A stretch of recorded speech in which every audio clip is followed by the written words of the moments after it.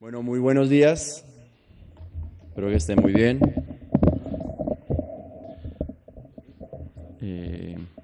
No, está bien. Sí. Bueno, qué lindo estar en casa. Me encanta volver acá, a mi casa. Tengo la oportunidad de muchas veces, por cuestiones ministeriales, estar en distintos lugares, pero sin duda estar en casa es una gran alegría. Muy lindo volver a verlos.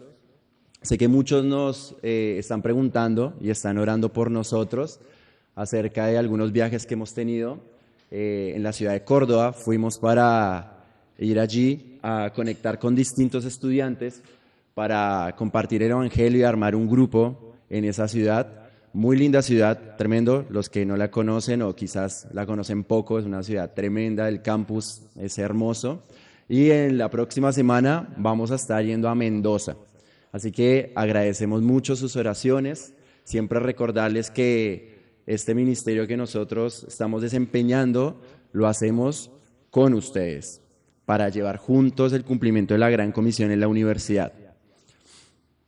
Bien.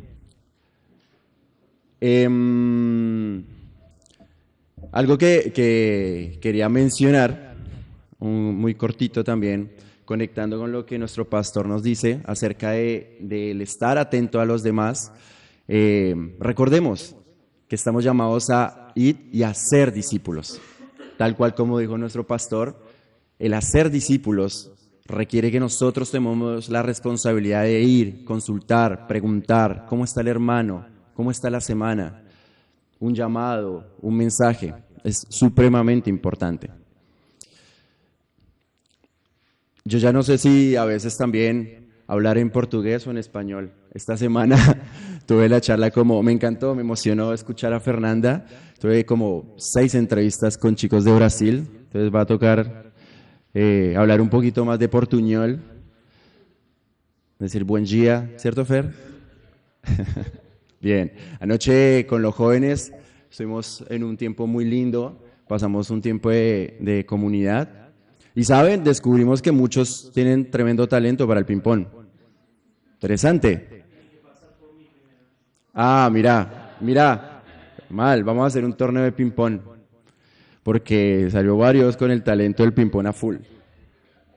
Bien, vamos a abrir nuestras Biblias, por favor. Como bien decía nuestro pastor, estamos en la serie de Romanos. Y realmente, para mí es un honor estar esta mañana acá, porque sin duda en lo personal, esta epístola, esta carta, es la carta que más me apasiona la Biblia. Toda la Biblia me apasiona, pero sin duda la carta de Romanos es tremenda en mi corazón, en lo que Dios ha hablado a través de ella, en mi vida, en mi caminar. Entonces, para mí es un honor poder estar frente a ustedes con mi iglesia, en mi casa, exponiendo y explicando la epístola de los Romanos. Un comentarista dijo en una pequeña introducción, John Knox, ha dicho que Romanos es el libro teológico más importante que jamás se haya escrito. Martín Lutero decía que la epístola a los Romanos es el libro principal del Nuevo Testamento y más puro evangelio, tan valioso que un cristiano no solo debería saber de memoria cada palabra, sino que también debería llevarlo consigo mismo como pan cotidiano de su alma. Así que, sin duda, hermanos, esta carta es una carta fundamental para nosotros como hijos suyos. Teniendo en cuenta esto, recordemos que Pablo está escribiendo una carta, no está escribiendo un tratado teológico.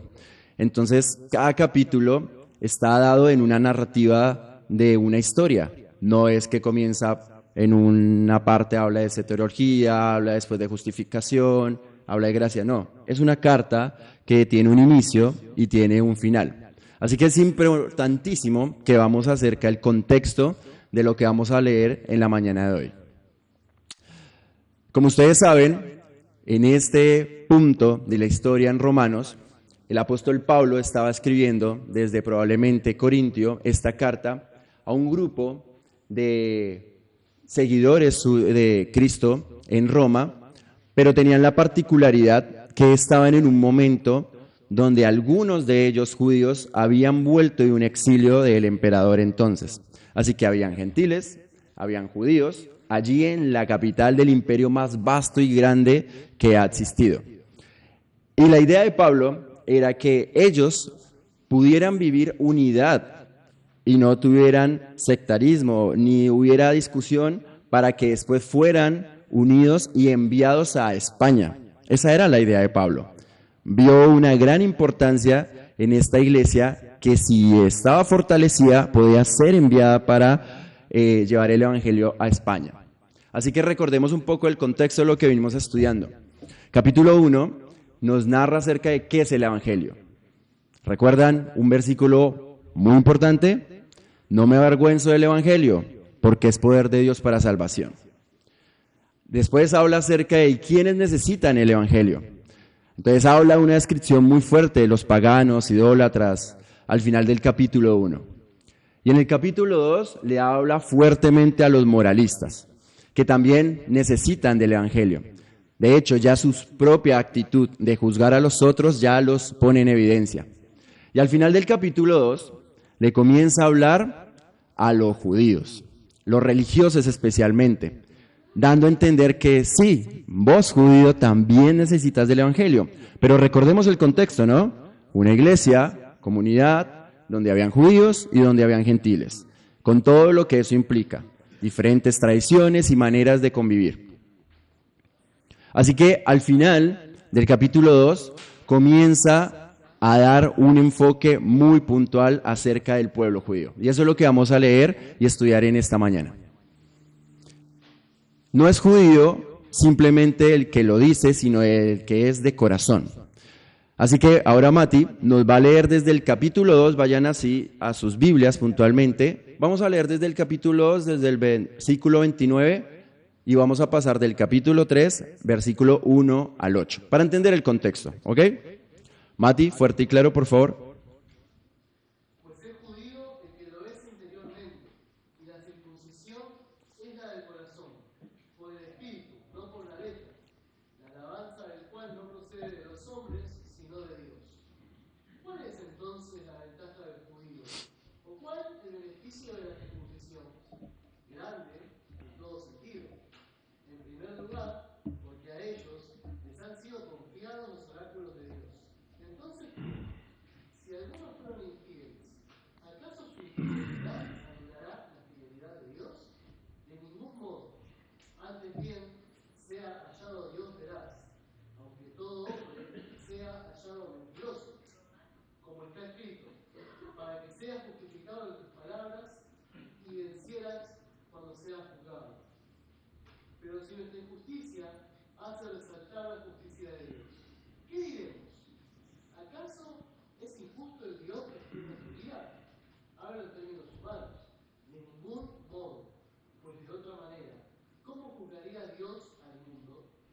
Pero si por mi mentira la verdad de Dios abundó para su gloria, ¿por qué también soy yo aún juzgado como pecador? ¿Y por qué no decir que no se nos calumnia, y como algunos afirman que nosotros decimos, hagamos el mal para que venga el bien? La condenación de los tales es justa. Gracias, Mati. Interesante, ¿no? Bien, así que acá nos encontramos en una sesión de preguntas y respuestas con el apóstol Pablo. Esto es en un discurso, una diatriba, donde hay una discusión entre una persona y la otra.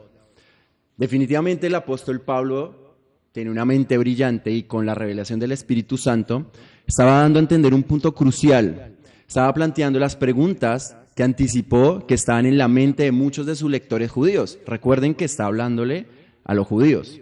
Sabía lo que estaban pensando y trató de responder a sus preguntas basándose en lo que seguramente habría escrito anteriormente con algunas preguntas. Simplemente está anticipando lo que estaban pensando. Algunas quejas que seguramente también ya había escuchado. Piensen que el apóstol Pablo, en este punto de su ministerio, ya había compartido el evangelio con muchas personas, entre ellos judíos, en sinagogas. Entonces probablemente muchos de los planteamientos y argumentos que estaba teniendo acá, él ya los había escuchado. En los versículos 7 y 9, Pablo se refiere a algunos cargos difamatorios que están contra él. Lo acusaron falsamente de una mala interpretación que enseñó. Más adelante lo vamos a ver. En este pasaje, Pablo plantea, si se dieron cuenta, estén muy atentos. ¿Cuántas preguntas? Mati, a ver, ¿están atentos? ¿Cuántas, Pepe? No más. Bien, los agarré ahí. ¿Cuántas preguntas planteó? ¿Seguro? De verdad. Buen punto. En Reina Valera. 8. Fíjense bien. ¿Escucharon bien a Mati? ¿Es comprensible lo que leyeron? Es complejo, ¿no? Al estudiar la Biblia, hermanos, he descubierto que a veces pasajes como este, que parecen ser oblicuos, complejos, son los que definitivamente producen mayor bendición. Entonces, es una gran alegría descubrir la verdad en un pasaje como este, porque nos obliga a pensar. Este es uno de los pasajes que quizás es difícil de entender, y debemos seguir cuidadosamente el patrón de pensamiento del apóstol Pablo.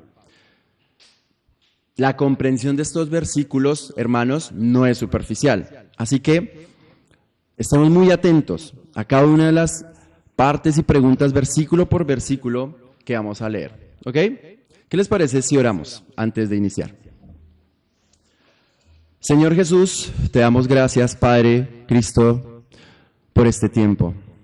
Te agradecemos por tener la oportunidad en esta mañana de abrir tu palabra, de ser revelada, para que nos hables a través de ella, Señor. Y Padre, como siempre oro, que haya oídos dispuestos a escuchar y corazones dispuestos a recibir de tu palabra. Padre, ayúdame a poder con temor y temblor exponer tu palabra, Señor. Amén. Amén. Entonces, comienza este planteamiento, ¿ok? Sobre los judíos. Y ellos se preguntan, ¿de qué sirve ser judío? Fíjense en el versículo 1. Entonces comenzamos a analizar derribando unas objeciones. Recuerden, es un discurso entre un judío imaginario, que probablemente era el Pablo cuando él se perseguía a cristianos, y estaba en esta discusión. Recuerden, piénsenlo de esta manera. Entonces aparece la primera objeción. ¿Cuál es la ventaja de ser judío? ¿Qué necesidad había de ser judío? Fíjense, primera pregunta, ¿qué ventaja tiene pues el judío? ¿O de qué provecho tiene la circuncisión? El primer punto que aborda la primera objeción es de algún tipo de acusación falsa sobre atacar su propio pueblo. Pero muy al contrario de esto, Pablo quiere advertir a su pueblo de que el ser judío no lo salvará. Su identidad nacional no los apartará de la ira de Dios. El versículo 1 comienza con la palabra clave. ¿Qué ventaja? Lo que significa que lo que sigue en respuesta a lo que Pablo ha dicho anteriormente en el capítulo 2.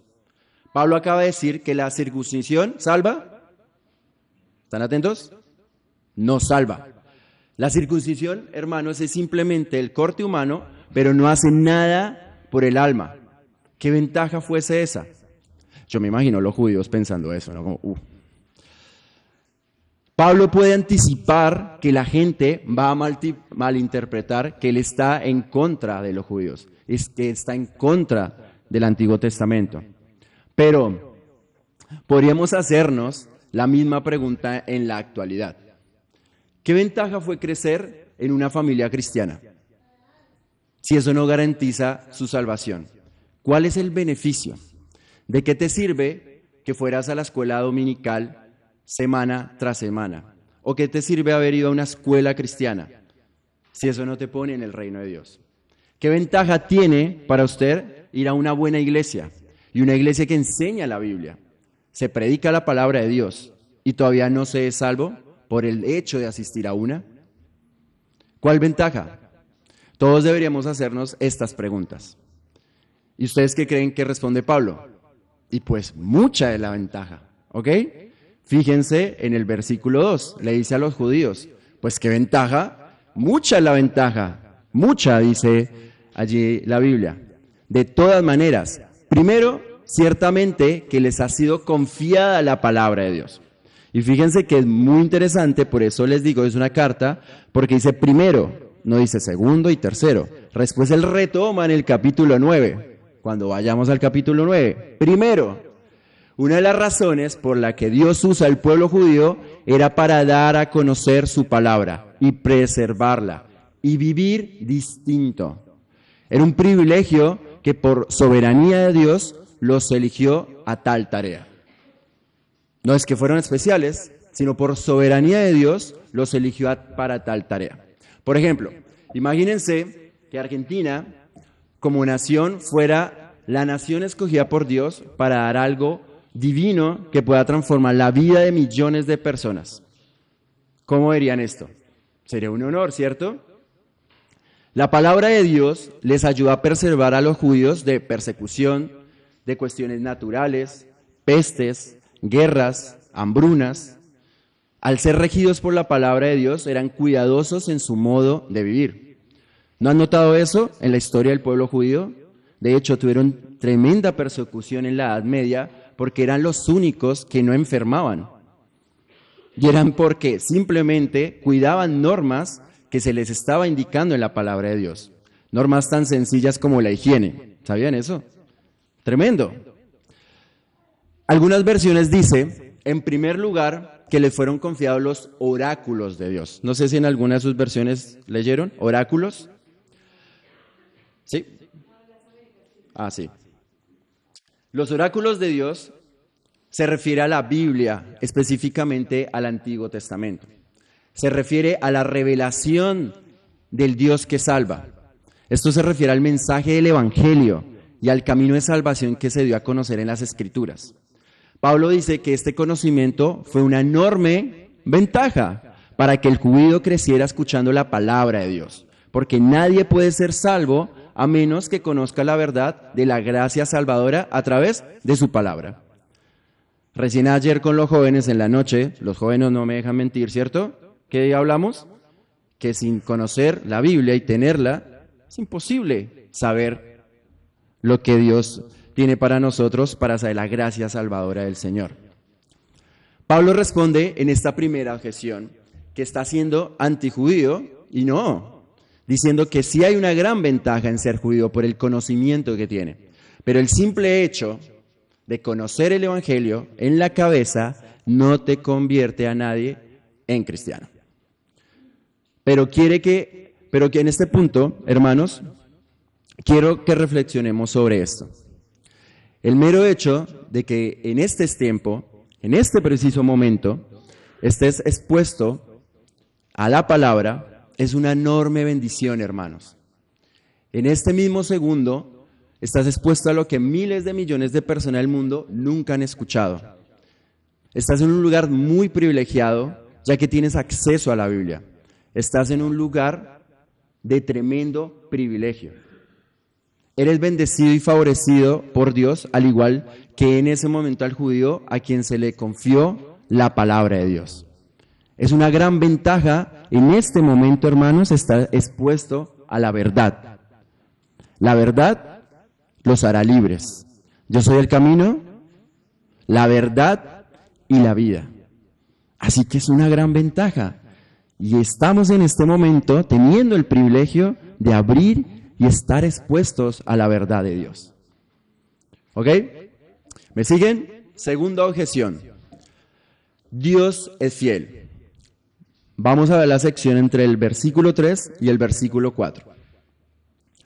Pues que si alguno de ellos, judíos, han sido incrédulos, su incredulidad habrá hecho nula la fidelidad de Dios. Se pregunta. Recuerden, este Pablo, hablando con este otro Pablo, ¿es así? Su incredulidad ha hecho nula la fidelidad de Dios. Versículo 4, de ninguna manera. Antes bien, Esta frase, por favor, escúchenla y si pueden resaltarlo. Ayer con los jóvenes hablábamos si son de resaltar la Biblia. Este es el momento. Sea Dios veraz y todo hombre mentiroso, como está escrito, para que seas justificado en tus palabras y venzas cuando fueres juzgado. El pueblo judío se le confió la palabra de Dios, ¿ok? Pero, ¿el pueblo judío creyó completamente en su palabra? ¿Qué piensan? No. Algunos infieles se refiere a una parte de los judíos. La intención de Dios era así que Israel llevara el mensaje salvador del Evangelio al mundo. Pero la mayoría de la nación de Israel estaba endurecida, era incrédula. Recordemos el Éxodo. Duros de corazón, infieles, desobedientes. Generaban ídolos. ¿Ok? Toda la generación del Éxodo que vagaba por el desierto estaba perdida y no era fiel a Dios. ¿Significa eso, por tanto, que la palabra de Dios ha fallado? No. ¿Significa eso que la fidelidad de Dios a su propia palabra, a sus promesas, ha fallado? No. Es un rotundo no, hermanos. Dios es fiel a pesar de la incredulidad y la infidelidad de su pueblo. A pesar de nuestras fallas y de nuestra dureza de corazón, Él siempre es fiel. Ni más ni menos, hermanos. ¿Están escuchando? Él siempre es fiel. ¿Saben que etimológicamente la palabra fiel en griego tiene un significado muy lindo? ¿Saben qué significa? Fiel en griego, fidelis sobre fides, que significa fe, digno de confianza, leal. Hay una raíz igual a la palabra fe. Deuteronomio capítulo 7, versículo 9. ¿Alguien que me pueda ayudar, por favor? Deuteronomio 7:9, Pepe, por favor.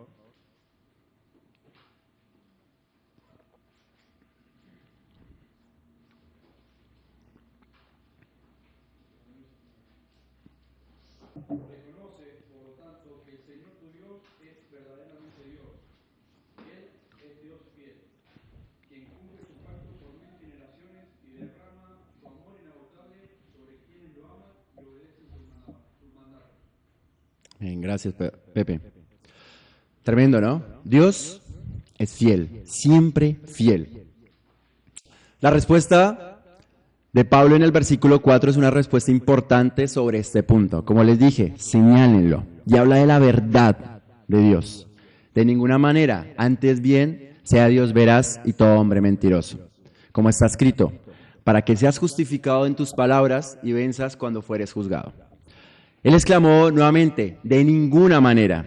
Y en griego, estas palabras son me genoito, que es el no más fuerte enfatizado. Está diciendo básicamente no, para nada. El apóstol continúa, sea Dios veraz, aunque todo hombre sea hallado mentiroso. Pablo está afirmando que Dios cumplirá todas sus promesas, todas sus promesas. Este es el argumento que presenta Pablo. Es una verdad importante, hermanos, que debemos recordar. No importa, escúchenme bien, lo que diga la mayoría de la gente sobre cualquier tema moral, que es bueno o que es malo. En nuestro caminar con Dios, debemos resistirnos a la persuasión y la mentalidad que tiene este mundo y en este siglo y en la sociedad que vivimos. Debemos recordar incluso que si el mundo entero es unánimo sobre un asunto, solo Dios tiene la verdad y Dios habla la verdad en su palabra. ¿Escucharon bien? Él es la verdad y está en su palabra. A continuación, Pablo cita el Antiguo Testamento para poner su punto y cita las Escrituras para mostrar que lo que afirma es cierto. De ninguna manera, sea Dios veraz, siguiente punto, para que sea justificado en tus palabras y venzas cuando fueres juzgado. El contexto está hablando del Salmo 51, versículo 4, y escribe David, arrepintiéndose de lo que había cometido con Betsabé, como está escrito para que seas justificado en tus palabras y prevalezcan cuando seas juzgado. Básicamente, el apóstol Pablo está hablando, justificado significa que demuestra que tiene razón. Pablo está diciendo que la palabra autorizada de Dios prevalecerá en el juicio en el último día. Siempre estará, prevalecerá y es veraz. Hermanos, el hombre no será juzgado por lo que digan los hombres. El juicio final será según la norma de la palabra de Dios. A la luz de esto, debemos tener absoluta confianza, hermanos, en la palabra de Dios y cuán confiables son sus preceptos.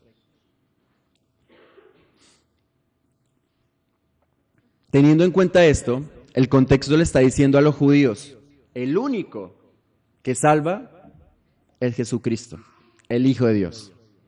Eso le está diciendo básicamente. ¡Wow! Imagínense en ese momento ya cómo se sentirá el lector judío.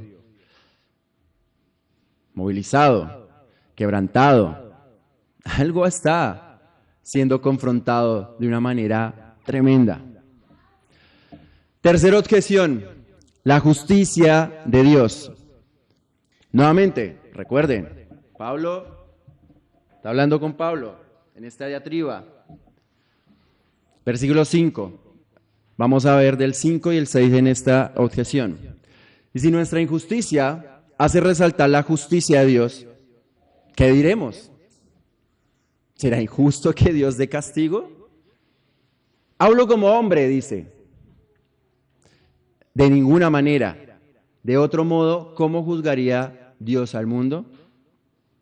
La tercera objeción surge en el versículo 5, cuando Pablo expresa lo que anticipa que la gente está asumiendo. Conoce la naturaleza humana y sabe que la gente pensará que está discutiendo contra la justicia de Dios.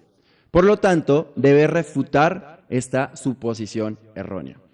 Saben que semana tras semana comparto el Evangelio en las universidades, como ustedes lo saben, filosofía y letras, a derecho, en Córdoba, psicología, la FADU. Semana tras semana estoy compartiendo con universitarios. ¿Y saben cuál es uno de los puntos donde hay más barreras para que comprendan acerca de cómo tener una relación con Dios? El pecado, la justicia de Dios. Que puedan comprender, entender acerca de que son pecadores y el significado y el atributo de lo que significa la justicia de Dios. Esta tercera objeción es que Pablo responde a los que asumen que está atacando la justicia de Dios. La objeción se expresa en el versículo 5. Una vez más, se presenta en forma de pregunta, ¿no?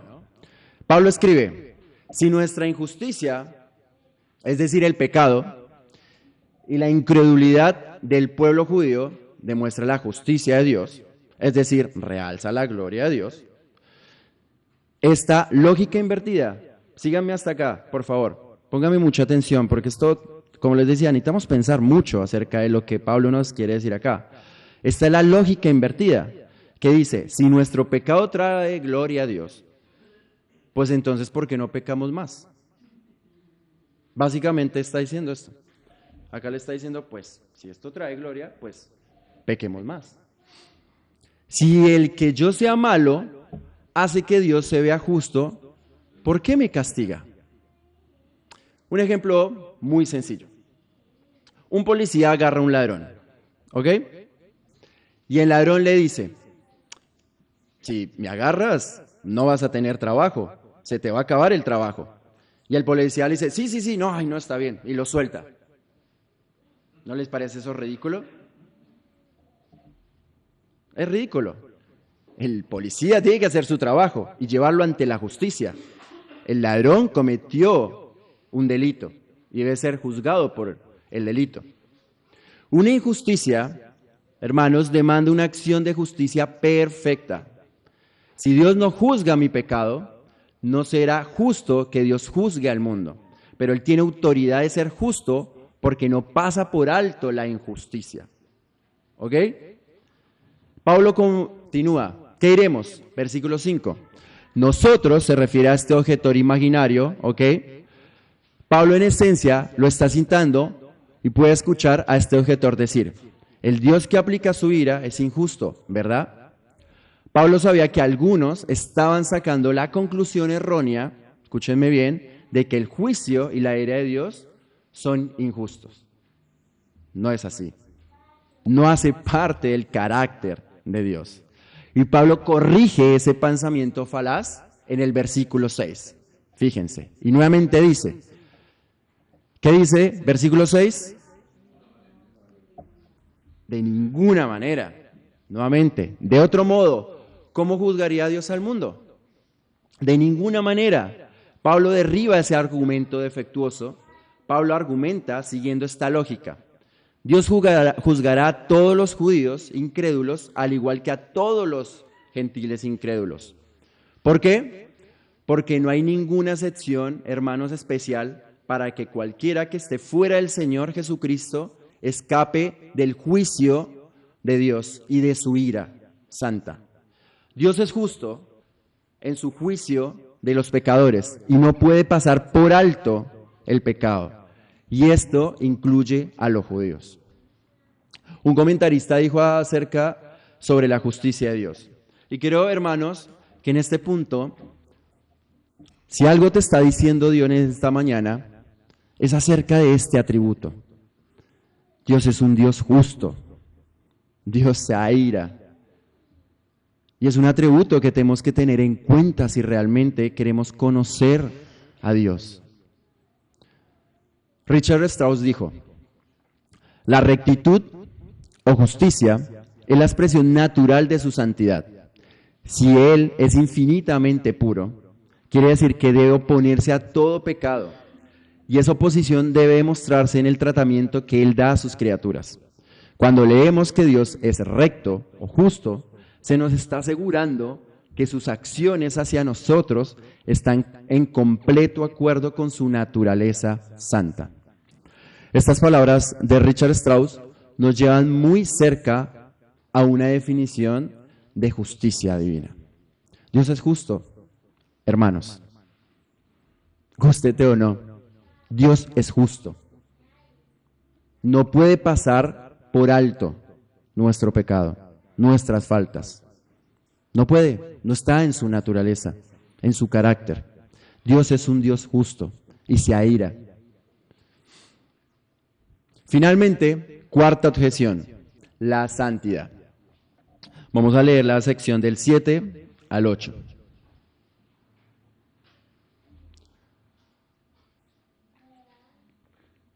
Pero si por mi mentira la verdad de Dios abundó para su gloria, ¿por qué aún soy juzgado como pecador? Versículo 8. ¿Y por qué no decir, como se nos calumnia y como algunos cuya condenación es justa, afirman que nosotros decimos, hagamos males para que vengan bienes? ¿Cómo es eso? Nada hay que ver. La cuarta objeción sigue el versículo 7. Él escribe, pero si por mi mentira la verdad de Dios abundó para su gloria. En otras palabras, la gente ha dicho que cuanto más miente Pablo, hace lo que la verdad de Dios se destaque aún más. Nada que ver. Esta es la objeción, esta es una objeción que se había levantado contra Pablo. Recuerden lo que les hablé en la introducción, estos dos versículos, sobre algo que se estaba diciendo en contra de él. Es una falsedad lo que se estaba hablando en contra de lo que él enseñaba.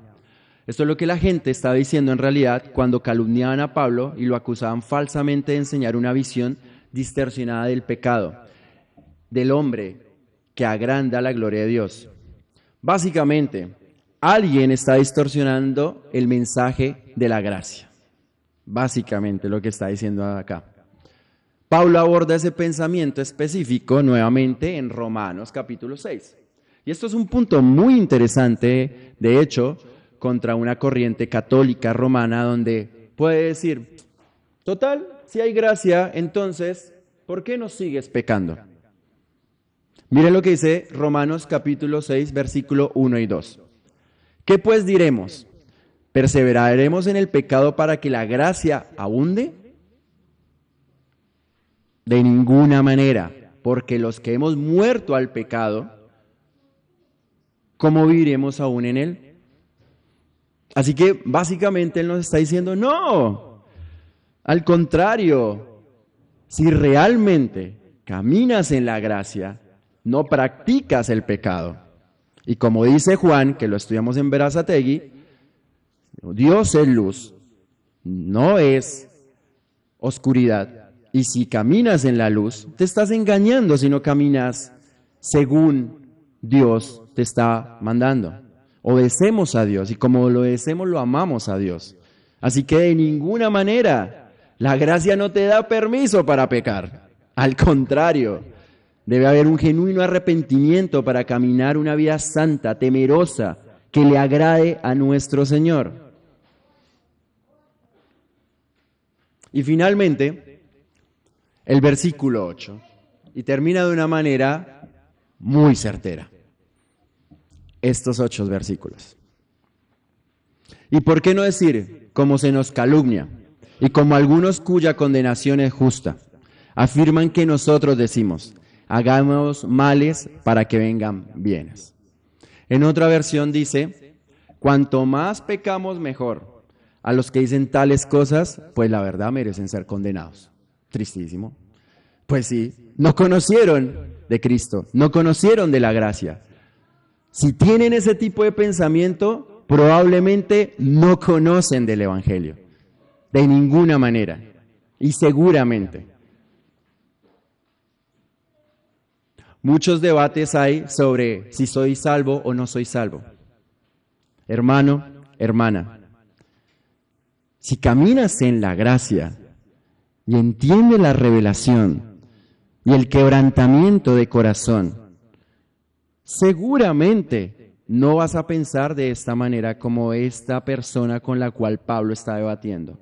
Y al contrario de esto, va a haber un quebrantamiento en tu corazón de la importancia de caminar como Dios desea que caminemos, en santidad.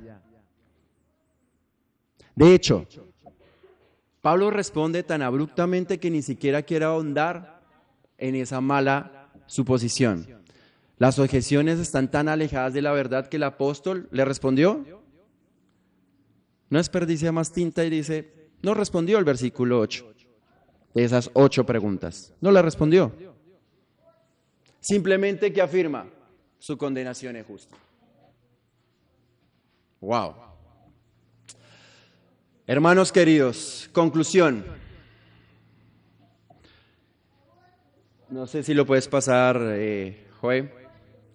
Entiendo que estos versículos probablemente son complejos y es un desafío abrazar el pensamiento de Pablo en estos versículos. Y nos preguntamos, ¿quién en el mundo pensaría de esta manera? Y saben que cada versículo es importante y fue lo suficientemente importante como para quedar registrado en la epístola de los Romanos. Sin duda, es provechoso para que todos los creyentes paremos detenidamente en lo que Pablo nos está diciendo. Así que tengo 3 puntos, finalmente, de reflexión y de acción. ¿Esto qué tiene que ver conmigo en la actualidad? En mi crecimiento para conocer más a Dios, en mi carácter para que sea más transformado a la imagen de nuestro Señor. Primero, conocer la verdad. Creo que algunos están tomando nota. Me encanta cuando la iglesia toma nota y más allá que esté grabado, pueden estar atentos. Primero, conocer la verdad, hermanos. Conocer la verdad, la misericordia de la providencia de Dios. Muchos de nosotros hemos sido indescriptiblemente bendecidos por haber aprendido la palabra de Dios de manera sólida. Capaz has sido favorecido por haber crecido en una familia cristiana, con padres cristianos. Quizás no tuviste el testimonio que muchas veces escuchamos que venimos de las drogas, asesinamos, matamos, y digo, wow, tremendo testimonio. Quizás nacimos en una familia cristiana donde se nos enseñó la palabra y es un tremendo beneficio. Recuerden el Salmo 1, bienaventurado el varón que no anduvo en consejo de malos, ni estuvo en camino de pecadores. No dejemos que esta realidad pase de nuestra atención sin dar gracias, hermanos. Debemos agradecer a Dios que en la bondad de su providencia Él ha dado acceso a conocer la verdad. Papá, mamá, veo acá muchas familias. La palabra.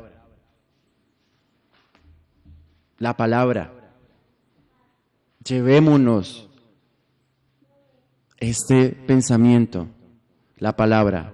Lleven la palabra a sus mesas, a sus conversaciones cotidianas. Lleven la enseñanza bíblica en todo momento, en cada situación. Papá, mamá. Es una bendición tremenda. Tienen la posibilidad de acceder a la palabra. Ayer con los jóvenes lo decíamos. ¿Saben que hay muchas poblaciones que no tienen acceso a la Biblia en su idioma? Ayer le preguntaba a los jóvenes, ¿recuerdan quién fue la primera persona que te regaló la Biblia? ¿O la compraste? Recuerda, el pastor está pensando, ¿quién te la regaló, Fer? ¿Recuerdan su primera Biblia? ¿Sí? Muchos están como... A mí me la regaló un misionero gringo, muy querido. Y esa Biblia no es esta, es otra. La tengo guardada ahí en mi casa y es un tesoro. La palabra, atesórenla. Hemos sido favorecidos al tener la revelación de la palabra. En segundo lugar, la confiabilidad de la palabra de Dios. Todo lo que Dios ha dicho, hermanos, es verdad. Cada promesa se cumplirá, cada profecía se cumplirá. Se ha hallado mentiroso todo hombre que no esté de acuerdo con Dios. Todo lo que importa es lo que Dios tiene para decir. Un sinónimo de la palabra verdad, ¿saben cuál es? Realidad. Sinónimo de verdad es realidad. Así son las cosas realmente. Y así son las cosas realmente, es lo que Dios dice en su palabra. El hombre es lo que dice, el hombre es lo que Dios dice que es el hombre. El pecado es lo que Dios dice que es el pecado. La salvación es lo que Dios dice que es la salvación. La salvación se recibe como Dios dice que debe recibirse. El cielo y el infierno es lo que Dios dice que es el cielo y el infierno. Y el juicio final es lo que Dios dice que es el juicio final. Esa es la realidad. Y cualquier cosa que no esté de acuerdo con la palabra de Dios es mentira del enemigo. Y en tercer lugar, la certeza de la ira de Dios, hermanos. Aquí es donde Pablo comenzó esta sección inicial en Romanos capítulo 1, versículo 18. La certeza de la ira de Dios. Dios es el que aplica su ira. El infierno no tiene, hermanos, aire acondicionado. El infierno es un lugar real que dura para siempre, en la eternidad. La venganza de un Dios enojado se derrama con furia plena sobre las almas condenadas en el infierno para siempre. ¿Somos conscientes de esto? Es real. La ira de Dios es real. Quiero finalizar con este pequeño ejemplo. Imagínense Juan, un chico que nace en una familia disfuncional, donde su padre es alcohólico, donde su madre lo abandona, lo golpea cada día, y totalmente alejado de Dios ese hogar. Pero imaginen a Pedro, un chico donde nace en un hogar cristiano, donde desde pequeño se le enseña de la Biblia, se le cuida, se le valora, se le ama. Al final de los días, tanto Juan y Pedro son similares. ¿Por qué creen? Porque ambos necesitan nacer de nuevo. Por más que tú hayas venido toda la vida a una iglesia, Por más que hayas escuchado y tenido activismo legalista y religioso, necesitas, hermano, nacer de nuevo. Necesitas nacer de nuevo. Juan capítulo 3, Jesús está hablando ¿con quién? ¿Quién era Nicodemo? El capo, ¿no? El crack de la ley. Y le dice a Jesús, necesitas nacer de nuevo. ¿Cómo? ¿Otra vez nacer de mi mamá? ¿Cómo así, Nicodemo? ¿Es que no sabes? Vos sos el capo de la ley. Necesitas nacer de nuevo. Y viene en correlación Juan 3, versículo 16. Porque tanto amó Dios al mundo, que dio a su Hijo unigénito, para que todo el que en Él cree no se pierda, mas tenga vida. ¡Wow! ¿A quién se lo estaba diciendo? A Nicodemo, el capo de la ley. ¿Bajo entender? Hay que nacer de nuevo, hermano. Dios es compasivo y misericordioso, lento para la ira y grande en amor y fidelidad. Éxodo capítulo 34, versículo 6. Hermano, arrepiéntete. Hermano, es el momento. Y si en este momento hay convicción de lo que la palabra y el Espíritu Santo te está diciendo en esta mañana, es un buen momento para arrepentirse. Y si no has nacido de nuevo, la Biblia nos enseña que debemos tener fe y creer en que Jesús es el Hijo de Dios, para que Él sea nuestro Salvador y Señor de nuestras vidas, y tengamos en consecuencia eternidad con Él. Hermanos, es un momento clave el cual estamos viviendo. Y si hay algo en esta mañana que Dios te está diciendo, no dejes pasar por alto. Valora la palabra, ama la palabra, porque a través de ella hay revelación de lo que Dios te está diciendo y quiere hablarte directamente al corazón. Los judíos tenían mucho conocimiento, pero eran duros de corazón. Amén. ¿Oramos? Señor Jesús, te damos gracias por esta mañana, Señor. Te agradecemos por tu palabra. Tus preceptos y la verdad, Señor, están en ellas. Padre, perdónanos.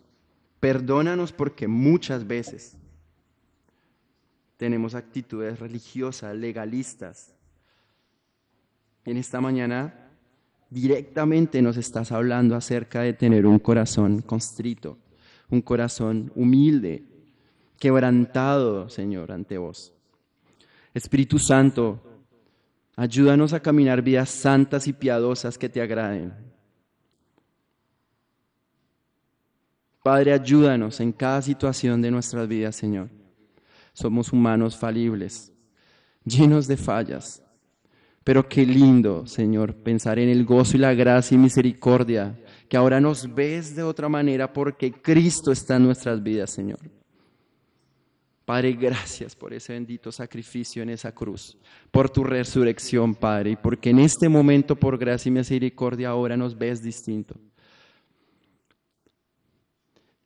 Padre, ayúdanos en cada momento a no desviar la mirada en vos y no pensar en las cosas de este mundo, Padre Santo. Padre, te doy gracias por todo lo que nos has hablado en esta mañana y todo esto te lo pido en tu nombre. Amén y amén. Bendiciones, hermanos.